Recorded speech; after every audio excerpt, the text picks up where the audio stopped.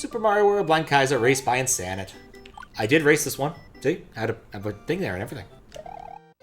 Week 106. This is a preview of a project that's been idealized for a long time. Good luck and have fun. I wonder if Insanit did realize this project. Because I don't remember seeing this come across the plate at any point, but just look at that. Geometry Mario. Isn't that cool? I did race this. Oh, whoops. A or B. Okay, so you could just double jump off those. That's the point. Yep. So now, I do remember racing this. And the trick was... I actually think I came in last. I think I proceeded to play Phantasmagoria 2 and get stuck on the first day of work, or possibly partway through the second day. There's an annoying thing that happens. Oh, it bonked, okay. Like, there's an annoying thing that happens on the second day where, like, sometimes you just can't make progress because you missed, like, one tiny thing. And then I played Rama. Because that actually worked. I made really good progress in Rama. I'd like to play Rama again. I didn't play it very well. And it is a game I like, having actually read, or at least listened to, the second Rama book. I now understand more of what's... Oh, I needed to switch. I now understand more of what's going on in context of Rama. Like, the first book doesn't really have characters.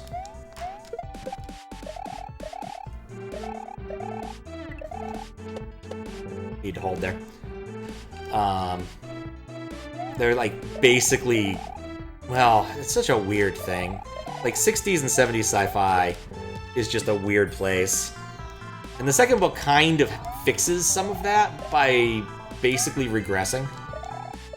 So, in the first rendezvous with Rama, this big shape comes into the solar system and looks like it's gonna hit the sun and stuff happens, whatever. But the second book takes place long after. So, there'd been a bit of a societal collapse. The various... there were bases on the moon and Venus. I want to say Mercury had one too, maybe Jupiter. But those all collapsed in the by the time the second book happens. And so, like, that allowed them to reset some things. So when Ranma comes back around, they have to, like, reinvigorate their space program. They can't use an awful lot of the weird concepts Arthur C. Clarke came up with the first time around, including, but not limited to, a race of genetically modified monkeys called Simps. Simps also, because, again, 60s sci-fi. It is even mentioned in the book that Simps do not like seeing people have sex, which is a little bit of a problem because there's a, of course, shipwide orgy that happens at the end of the book. It's tastefully put to black, but it's still 60s sci-fi, so that's a thing that happens.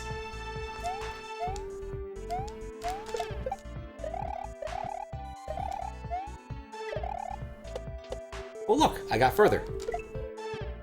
Hi, Yoshi. Bullet. Well, you get to live, Yoshi. Yeah. I'd like to play the game again, because, like, it'd be cool to see some of the things that happened and know why they happened. So, like, there was a thing that happened in the game that I was absolutely boggled by. You come across, there's an Asian character, a scientist, I believe. I think most of the characters are scientists in this one. And you eventually discover him preserved in, like, glass in an alien cave somewhere. And you're like, why did this happen? And in the game, there's no good answer. But in the book, they actually tell you why, because he died. But it wasn't actually the alien's fault. Well, it kind of was. So one of the central conceits of the book is that they're sending their best and brightest to space, and so because they only have one chance of doing this, they need to make sure this is done right. And so this scientist, this Asian scientist, is a Rama expert. Like, he's wanted to go to Rama since he's been a little boy, blah, blah, blah, blah. And, but What? I guess I was slow there. Probably should have pressed the button. But, there's a character that goes on board as a reporter, and she discovers that there's some tampering happening with his they all have biometric monitors because it's the future. And long story short is that, like, him and the doctor overseeing the crew had been cheating. Nuts. And he had a congenital heart defect. It was very slight and had not been bothering him in years. He was taking some specific medicine to hide it when they were doing physicals and whatnot. And then he had convinced the doctor to help him hide it. And of course, eventually he gets scared to death by an alien because of his heart defect. But if you saw this in the game, you wouldn't know. You just see him encased in glass, and you're like, well, he died.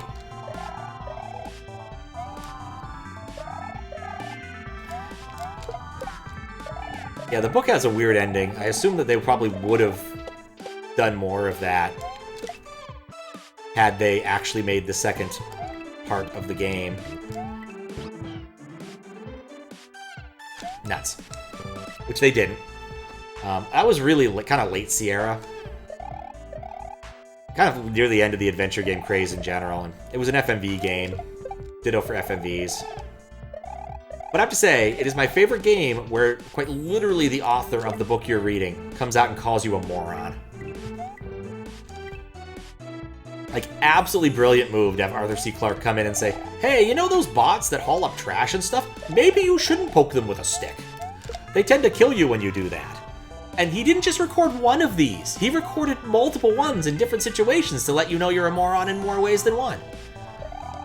Like, as far as, like, death scenes go in Sierra games, that's actually pretty high quality. Though none of them really beat the beheading scene in Phantasmagoria 1. That is absolutely, like, the highest of high tier. Absolutely highest of high tier death scenes. Phantasmagoria 2 has some good death scenes, too, but, like, those happen to other people. Like, I don't think any of the death scenes that happen to Curtis are all that good.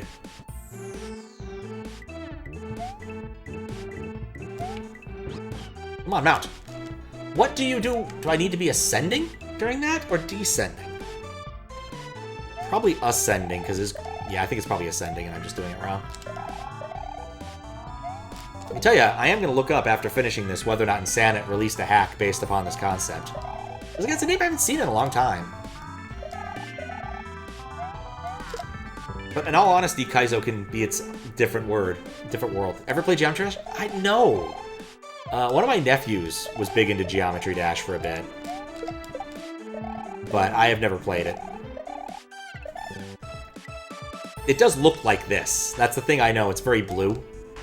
Though I think you usually, like, flip gravity. I also saw this, like, ridiculous demo scene style thing someone made called, like, Y. Which ran on the older version of the engine, I guess. But basically, dude managed to find a lot of ways to turn the game into a different game entirely. Because, like, it's a side-scroller, but he figured out a way to make it into, like, a top-down shooter perspective thing. Which was really cool. Has really good music, too.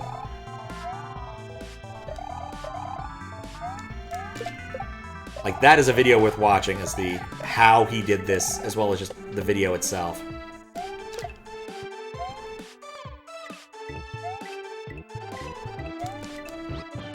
Please? Not ascending. Oh, it is. It's really fucking cool. He did one other demo thing. Like, a bunch of it turns out to be stuff like overlapping, spawning things, and creating weird moire patterns using other bits. Like, it's just really old school demo scene nonsense. Except instead of it being, you know, how do I mount that Yoshi?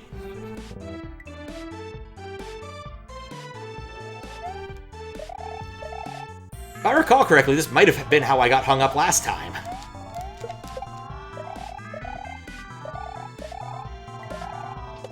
Like, most of the tricks here are not that hard. I just completely do not get the Yoshi thing.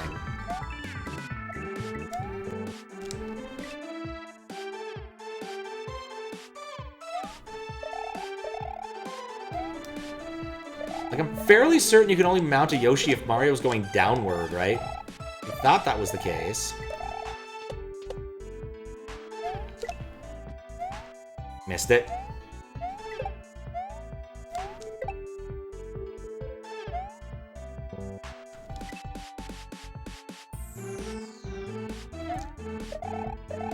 But yeah, his thing also involved doing a lot of convoluted math. He had to invent some algorithms to fill in stuff that he wanted to do, too. Like, it's just a really cool video.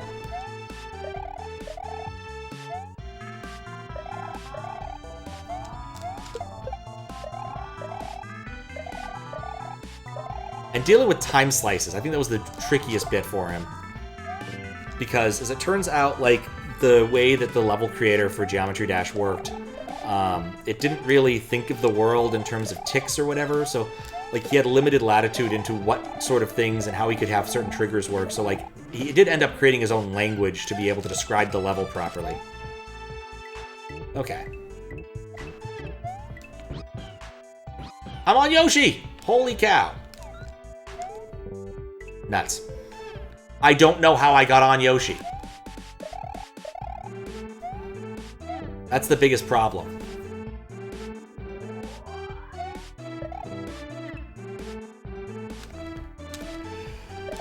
Anyway, I've got respect for people who try to do ridiculous things in environments that probably shouldn't ever have them occur. My personal favorite example of this was one ICFP contest.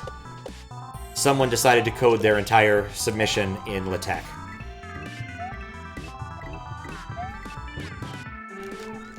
Which, honestly... I missed. To be fair, he didn't actually manage to do it all in LaTeX. LaTeX has no ability to keep track of time nor establish socket connections. And so he wrote a little bit of Perl to handle those issues. But besides that, it was all LaTeX, which is a typesetting language. Nope. I like the fact that I got it twice, and then I'm probably not going to get it again for a while. Somehow, auto... You know what? Auto-runners bug me a lot less than auto-scrollers, I think. Just as a general rule. Like, I think I like this more. Minus this bit here. Please? Like, I don't get it. Didn't know it could do anything other than make CVs. Yeah, I mean, people lay out papers and things. Like, the reason LaTeX exists is basically because the guy who made LaTeX, who is... Oh, what's his name? He's the CLPR guy. CLPR? No. It's the Art of Computer Programming guy. Famously, Steve Jobs apparently had met him and said, "Oh, I love you. I've read all your books." To which he said, "Bullshit." Because nobody's read all of those. That's just insane. They're not books you read, they're books you reference.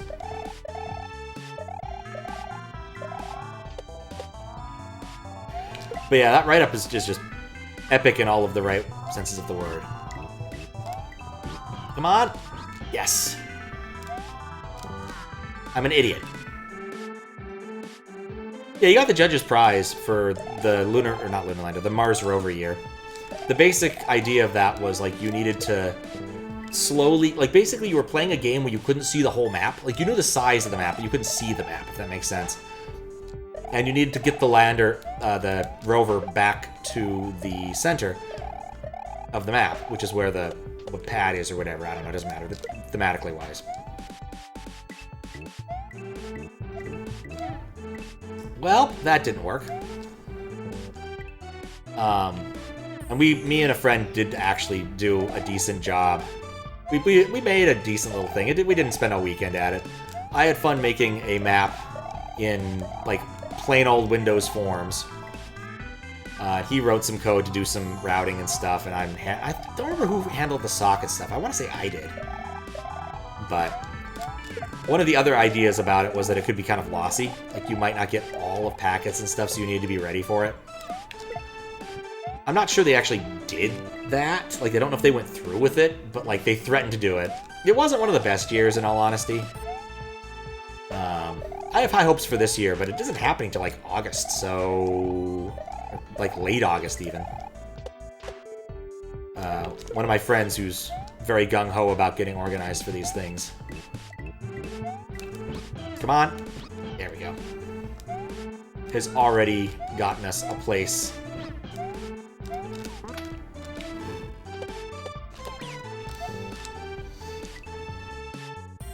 I see now what I need to do. Because, like, the problem is the people who used to host it, their places aren't great for it, and we're up at all hours, and people just don't want us interrupting anything. And I think it's fair.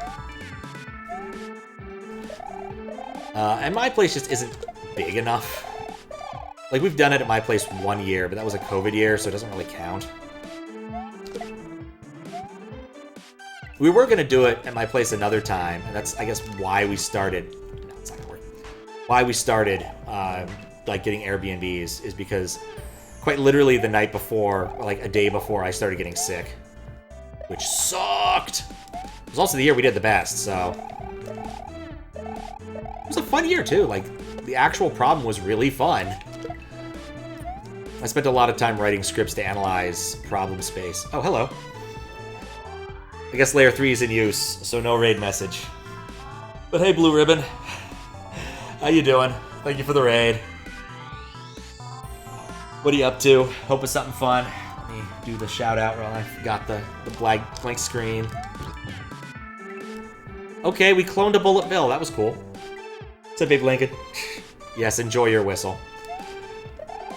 Now, I was just reminiscing about this old Romhack Races level, because I did race this one.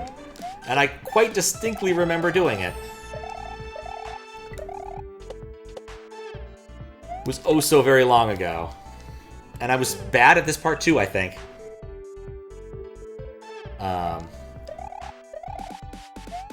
Like, I think I came in last. I'm not gonna look at the leaderboard until a little bit later, but I'm pretty sure I got the Raid of Shame.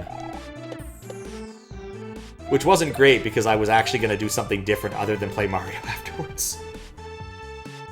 I had planned to, because I think that was around... It was a little bit after Channel Points got introduced. Channel Points got introduced, like, around December 19, if I remember right. And people had amassed enough for me to play Phantasmagoria 2. And so I was going to do that afterwards, and I didn't do a very good job of that. I'm not going to get on that Yoshi. I hate that thing. Played some of Maddie's Mac Masterpiece. Oh, nice! Yeah, I caught some people streaming that, but mostly just the very end of it. There's some interesting levels near the end of that. Some very interesting levels near the end of that, such that I'd never want to play them. But I appreciate the people who are enjoying them. Or the hack itself. There we go. Nope!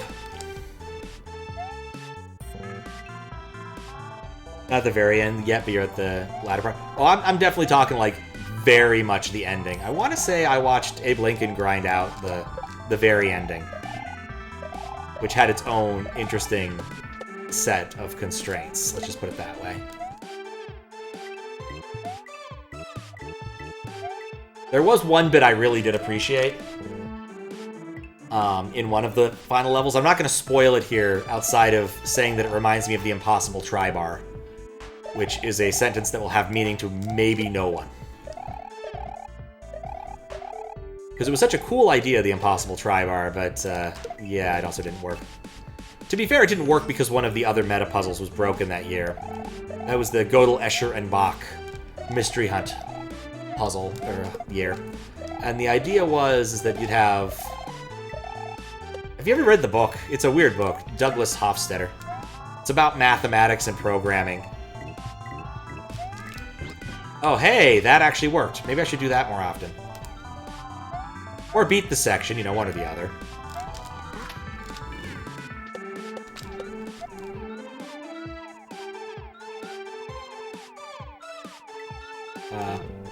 Oh, yeah, I had no idea what I was doing there.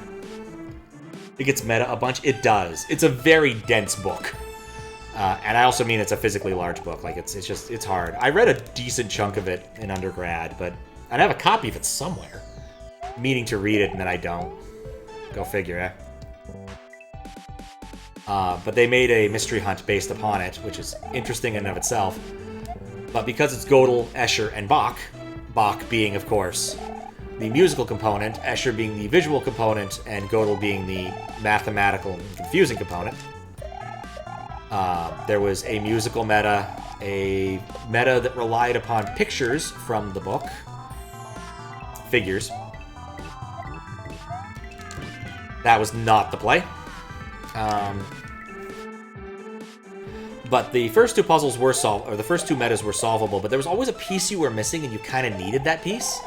And if you happened to decode something that was at the bottom of every page of the puzzle packet using an asinine encoding method, you would find it says you told you about the impossible tri-bar, and then it would give you hints about how to proceed in the various runarounds, which parts you would need, turning it from impossible to somewhat possible. That's not going to stick.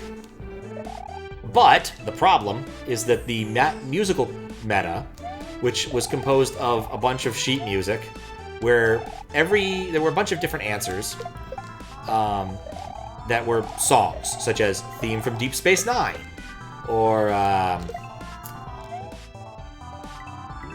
what was it? It was a specific version. Baby? There we go.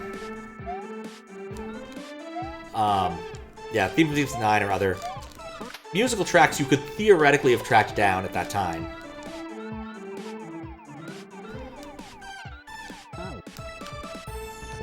I pressed jump, dang it. But then you had to, like, mark off the notes that were not part of one of the other songs from the set. Like, it was not easy.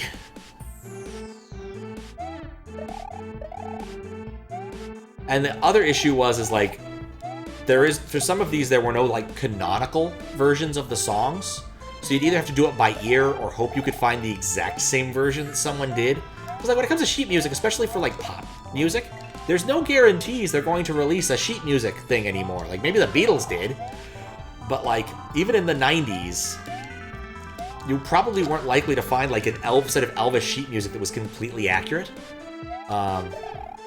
So what ended up happening when they finished the hunt, because this is mildly... well, we're trying to finish the hunt, because this is mildly kind of classic hunt lore, is the teams finally realized it was broken, contacted the administrator of it, and basically he looked at it, realized it was broken, and gave a short... Basically what he did is like, look, it's broken, I'm going to give everybody the answer to this. Depending upon how far you are in already, and how much work you've done, I'm going to give you, like, extra bonus time. And I think C-Tech won that year. But the bonus time is really what put them over the top there. Dev Joe tried to reproduce as much of this as possible, but the problem is twofold. One, buildings change.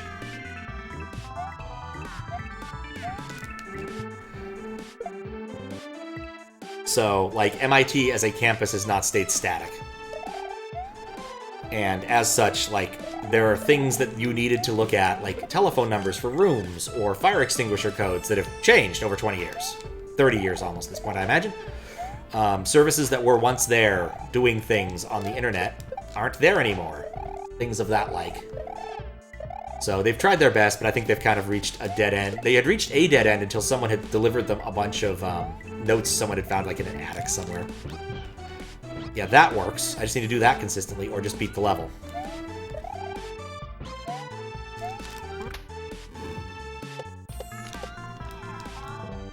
Nuts. But yeah, it's an interesting little hunt. But it's mostly unsolvable in this day and age, like a lot of the earlier mystery hunts are. Like, you could go and solve it, but it wouldn't really scratch the itch, just as they were kind of a different beast.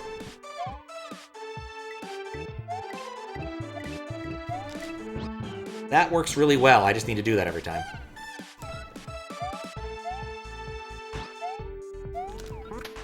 Yeah, after racing this, I tried to play Phantasmagoria 2, and didn't really succeed. I got stuck. No! And Yoshi managed to... Oh. Okay. Wait, what? No! Huh. You could get stuck on blocks like that. That's fascinating. What if they missed that in testing?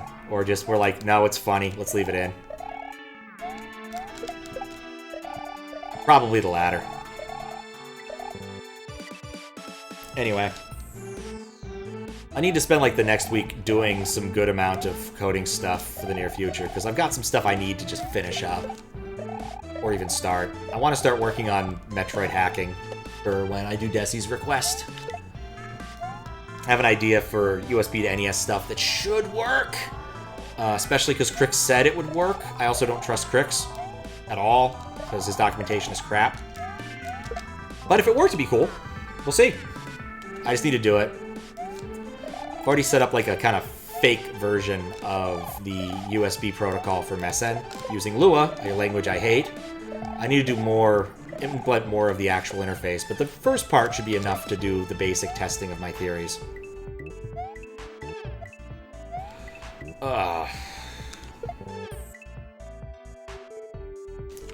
Actually, think about Goldlunch and Bach. I think my favorite part of it is the initial discussion of recursion.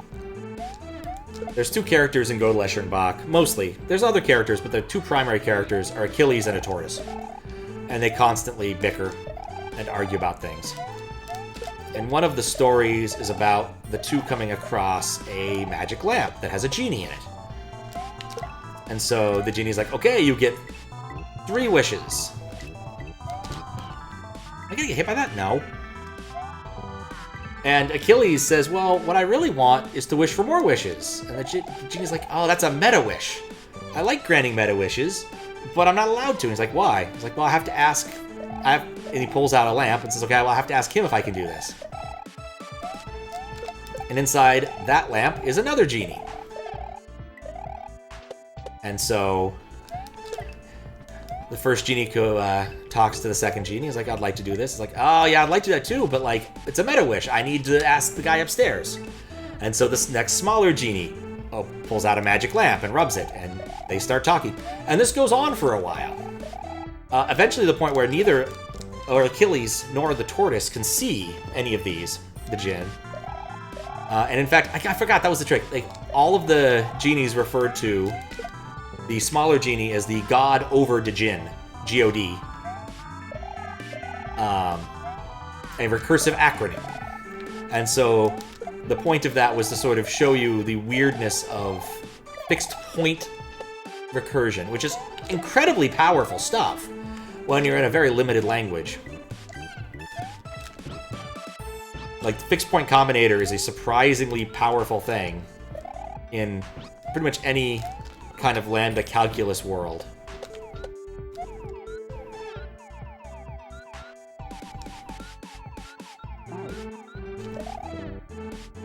So close, it's so far away. Exactly. Summons the djinn, summons the djinn, summons the djinn, up until the point where finally the one at the top says yes. So it's cute. There's also discussion about the infinite records, kind of a combinatorics lesson. The tortoise has a record player that plays an infinite number of records.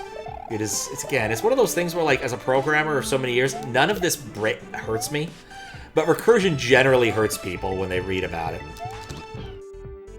That works.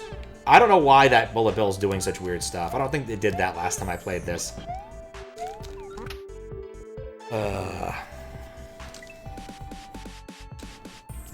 It's a good book. I'd recommend it to anybody who's got a bit of a computer science background. Though I will admit, I think the earlier you read it, the more effective it is, to some extent. Like, when I was introduced to the concept of recursion, I had yet to come across it in an academic setting. I had never really used it. And in fact, one of the first times I used recursion when I had the choice, as opposed to being forced to, because Because in language class, computer languages class, you have to use recursion because that's the paradigm of some languages. Like Scheme, there is a kind of iteration, but it's not very good. You use recursion for everything. Why wouldn't you? It's Scheme. If you're working in a functional language that's ML-based, there's no way you can do things without recursion either. There's no idea of there's no idea of iteration outside of creating a combinator that does that. Well, a curried function. There we go. But it was one of the dumbest things.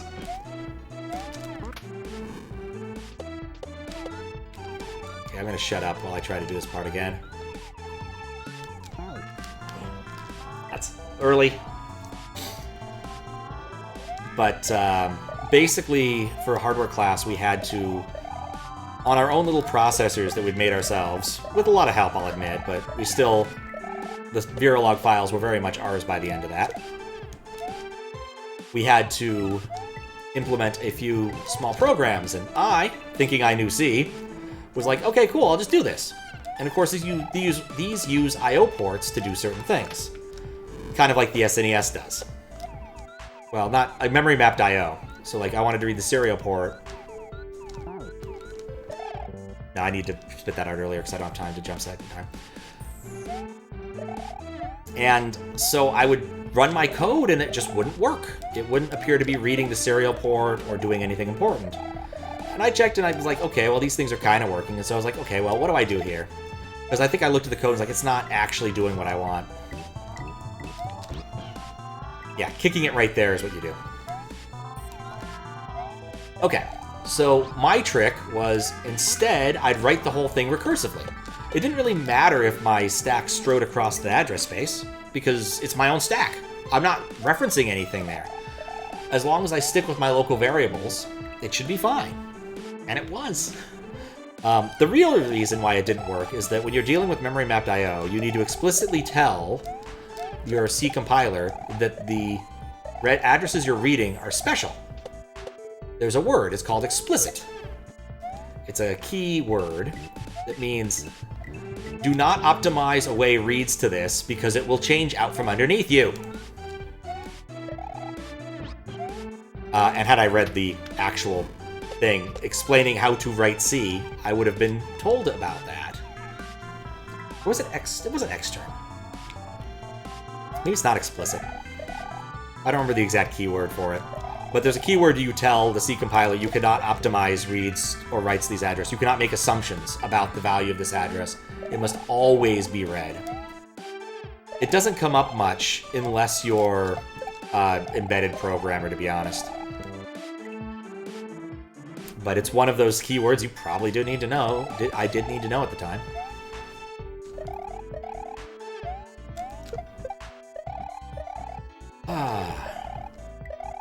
Boop, boop.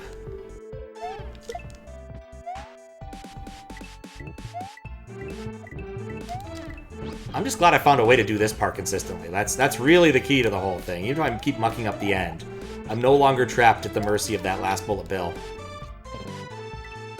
Is it explicit? C word.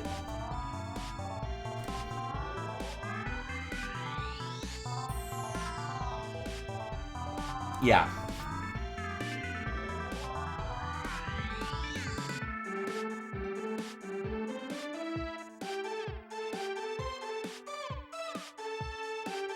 That's not it. It's not explicit. That's a constructor thing, huh?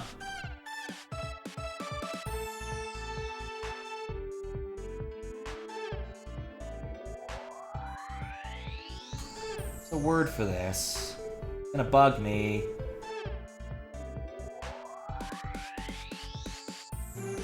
Volatile. That's the word I'm looking for. You have to flag those registers. You have to flag those particular things, those particular variables as volatile. Otherwise, it doesn't work. It just optimizes away the reads because it assumes that one read will always yield the same result, which is generally true. Like when you're dealing with normal memory, it doesn't change out from underneath you, but we have environments where it does. They are very special memory adapter registers. There's even still some in, like, the x86 schema. Though pretty much nobody uses them anymore directly unless you're, like, feeling like you want to code some, like, I don't know, DOS stuff. That was the ending? I was stuck there for a bit. Alright, now I can look at how well I did. Because it was going to bug me. Alright, let's see. 52... So about 35 minutes. Maybe a little bit more. Oh, we should look at the credits. That too. Let's see. I did better. I still did worse than everybody who wasn't me. But I did better. Oh, that's embarrassing. Graphics by Insanit. Music by Epic Stuff. Playtesters, Samu. I played one of Samu's levels recently. It was a good level. Yeah, that took me way too long. Let's see if Insanit ever did make the hack. It was dreamed about. Insanit's been around recently. That's good. As of this year. Let's see. Hacks. I don't know if any of these look like the hacks. That's not it. Clearly Cape is good, isn't it? Let's like Dark Side 2.